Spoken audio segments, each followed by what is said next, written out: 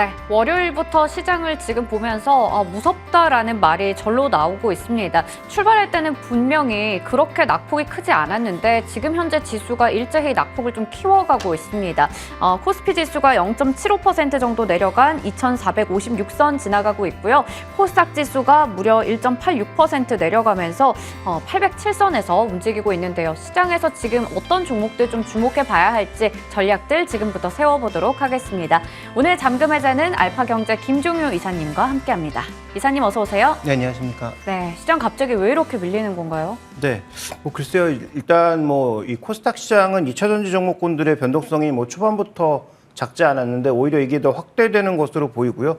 자, 유가증권 시장은 특별한 매도 주체가 보이는 것은 아닌데 시가총액 상위 종목군들이 일단 조금 호가를 버티지 못하면서 그러니까 절대 매물량이 많은 건 아닌데 아마도 이제 지금 매수 자체가 버티는 힘이 별로 없다 보니까 이 시가총액 상위 종목에서 변동성이 좀 커지면서 지금 지수가 급하게 변동하는 그런 모습을 나타내고 있는 것 같습니다. 네. 제가 이게 너무 궁금했어서 인사드리자마자 좀 급하게 여쭤봤는데 또 답변을 깔끔하게 해주셨습니다. 그렇다면 그 흔들리고 있는 시가총액 상위주들 흐름부터 머니맵 통해서 확인해 보겠습니다.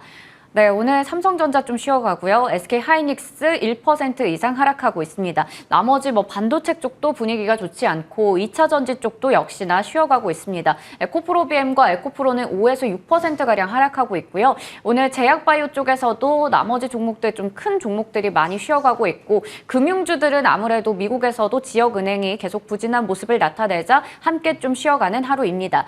자동차라던가 네카오 같이 지난주에 좀 괜찮았던 쪽도 역시나 오늘은 좀 쉬어가는 하루고요. 그리고 유틸리티 쪽과 우주항공 국방 쪽에서도 파란불들이 보이고 있습니다. 이외에 지금 빨간불이 좀 보인다 싶은 곳들이 조선기자재가 좀 괜찮은 것 같고요. 그리고 통신 쪽에서 SK텔레콤, KT 정도 올라가고 있고 보험 쪽에서 삼성화재가 빨간불을 켜고 있습니다. 그렇다면 오늘 개장 특징주 좀 보면서 더 자세하게 이야기 나눠보겠습니다. 지금 보니까 저기 자동차 쪽에서 정말 작게 한국타이어앤테크놀로지가 빨간불 강하게 켜고 있더라고요. 한국타이어 말이 참 많았습니다. 화재 이슈도 있었고 오너 리스크도 있었고 하지만 그래도 분명한 건 실적이 굉장히 좋았고 앞으로도 좀 좋을 거다라는 얘기가 나오고 있는데요. 오늘도 5% 이상 올라가고 있어요. 한국타이어 어떻게 보시나요? 네, 아마 이 시간에 그 종목을 언급했던 것 같은데요. 네. 화재가 나면서 뭔가 변동성이 커질 수 있지만 실제로 별 영향 없다라는 말씀을 드렸고 그다음에 중장기적으로 봐야 되는 것은 지금 전기차 비중이 올라가면서 전기차가 기본적으로 C세그먼트, D세그먼트 정도, 그러니까 중형차 정도의 차만 되더라도 차 무게가 2톤이 넘어가죠. 그러다 보니까 자연스럽게 휠 인치도 굉장히 커지게 되고 그다음에 편평비도 굉장히 늘릴 수밖에 없는 그런 상황이다 보니까 당연히 그러면 커지면 예를 들어서 D세그먼트에는 한 19인치 정도 썼는데 전기차에서는 21인치 정도가 기본으로 들어가게 되니까 옆으로 더 넓고 지름이 더 크면 당연히 쓰이는 고무량은 더 많을 거고 당연히 더 비싸게 팔 수밖에 없고 그래서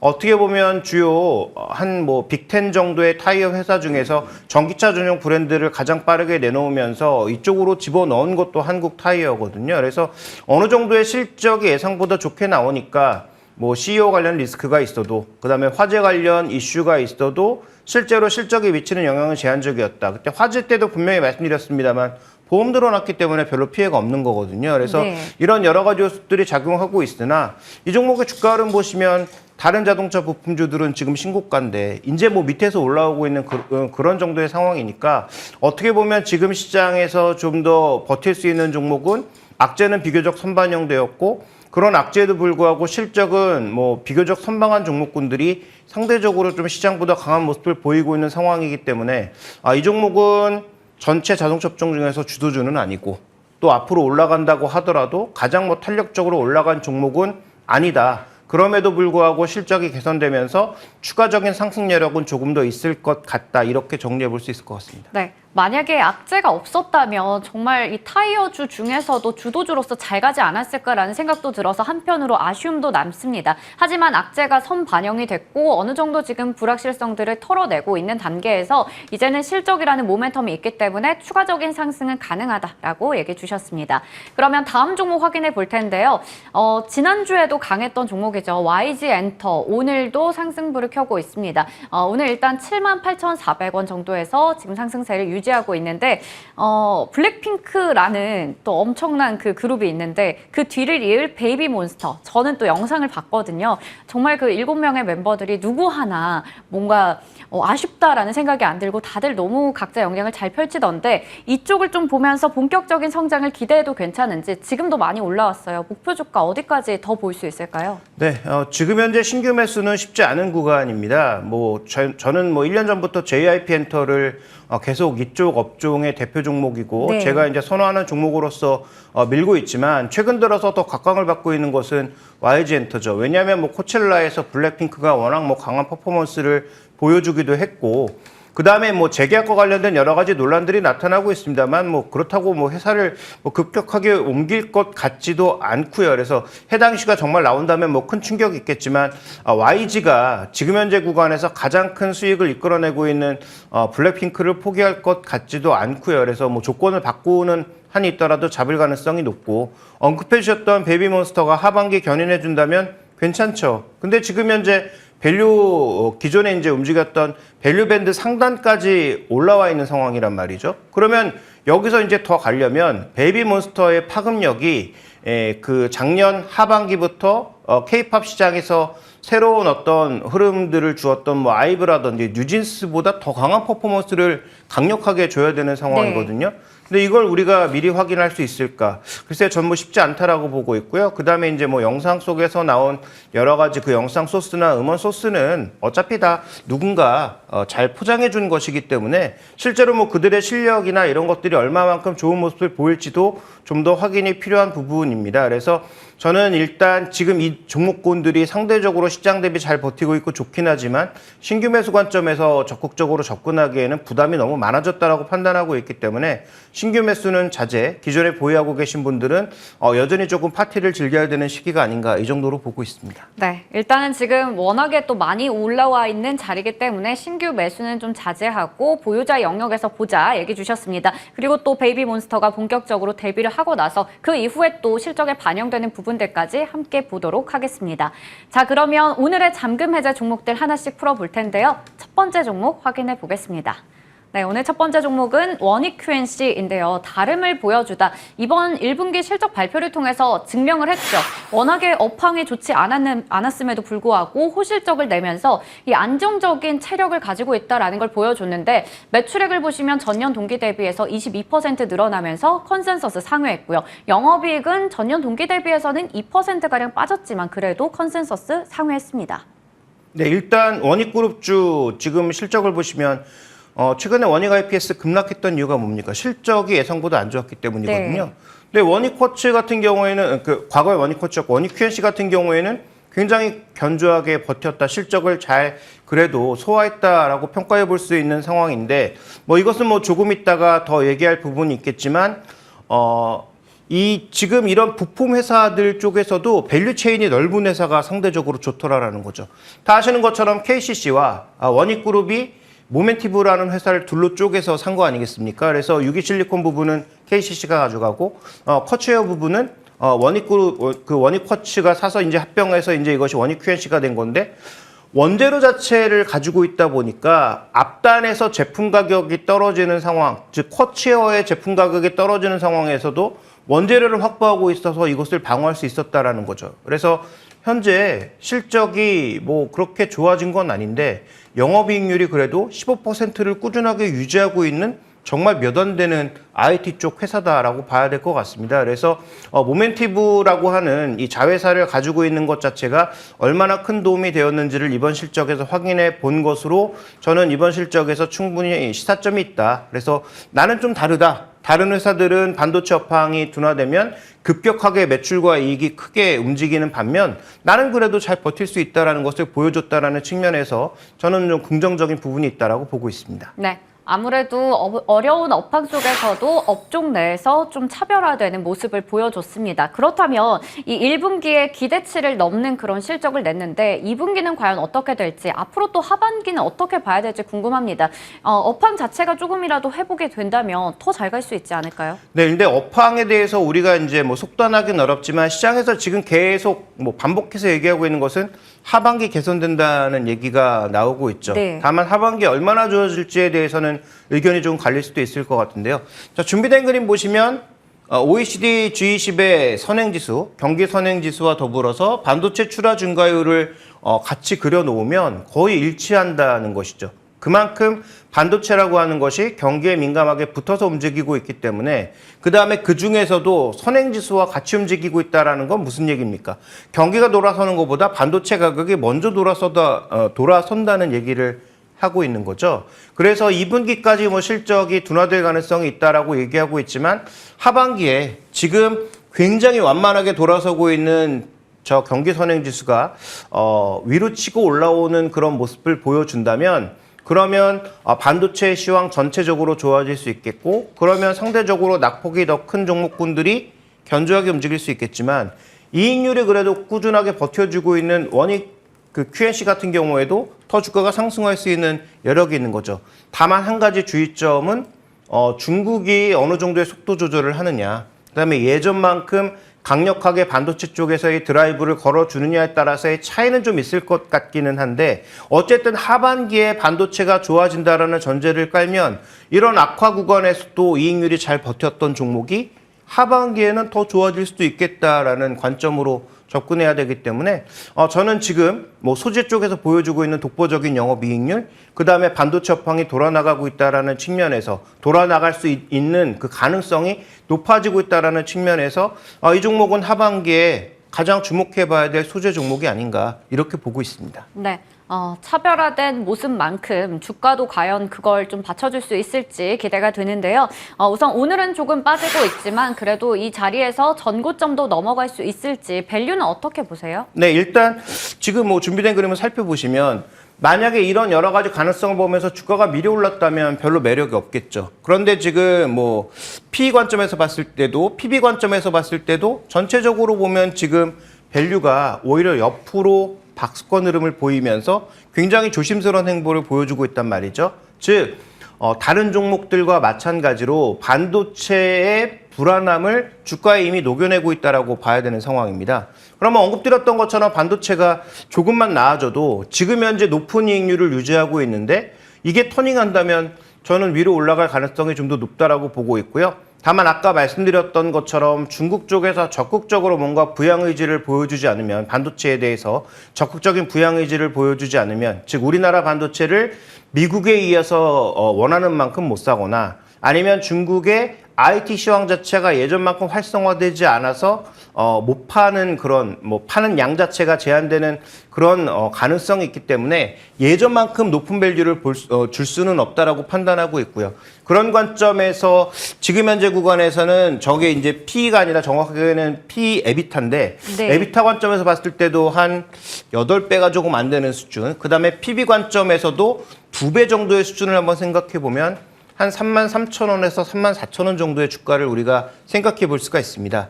그러니까 지금 정도의 이익률 관점에서 15%가 넘는 영업이익률의 관점에서 봤을 때 저는 PBR 2배 정도는 충분히 납득 가능한 정도의 가격으로 판단하고 있기 때문에 현재 박스권 상단을 넘어서 한 33,000원, 34,000원 정도의 주가는 충분히 합리적인 목표 가격이 아닌가라고 보고 있습니다. 네, 지금 자리에서 좀 더 합리적이다라고 볼 수 있는 목표 주가로 33,000원에서 34,000원 정도 얘기해 주셨습니다. 두 번째 종목으로 넘어가 보겠습니다.